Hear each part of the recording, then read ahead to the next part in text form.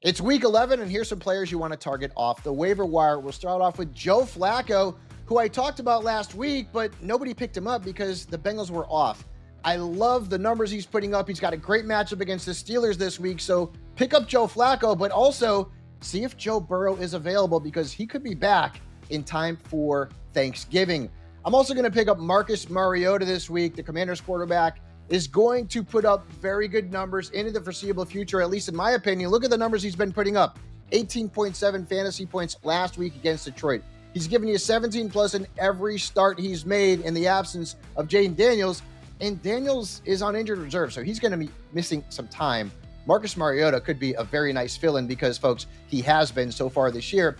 At wide receiver, I really like Troy Franklin. I mean, believe it or not, but he's been the best wide receiver in Denver, yes, even ahead of Courtland Sutton over the last 4 weeks. In that time, 37 combined targets, and he has scored at least 12.9 fantasy points in 3 of those games. And remember, he's got a good rapport with Bo Nix because they played together at Oregon. So pick up Troy Franklin and pick up Trey Tucker.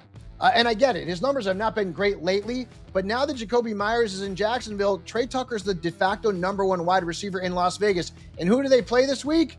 The Dallas Cowboys, and their defense is terrible. So Tucker is actually a very startable streamer this week, so pick him up and play him. I also like Parker Washington, who I talked about last week. And in the absence of Travis Hunter and Brian Thomas Jr., he was very good last week. And in the last 2 weeks, 35 combined fantasy points, and he leads the Jaguars in targets. So pick up Parker Washington. I also like Tez Johnson. I mean, the Buccaneers are still without Mike Evans, and they're still without Chris Godwin. He's not playing this week.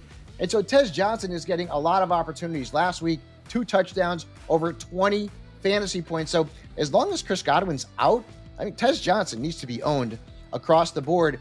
Speaking of the Buccaneers, how about Cade Otton? He was one of my favorite Week 10 streamers, and he had a huge game. 9 catches, 82 yards, more than 17 fantasy points, and he's now scored 10-plus points in 4 of his last 5 games, and he's seen at least 5 targets in every single game. So again, with Chris Godwin out, Baker Mayfield's going to Cade Otton, and tight end is a dumpster fire, so I would pick him up and play him. And then finally, Theo Johnson, who, again, I told you folks to pick up last week, and he's been very good for the better part of the last month or so. Look at the numbers.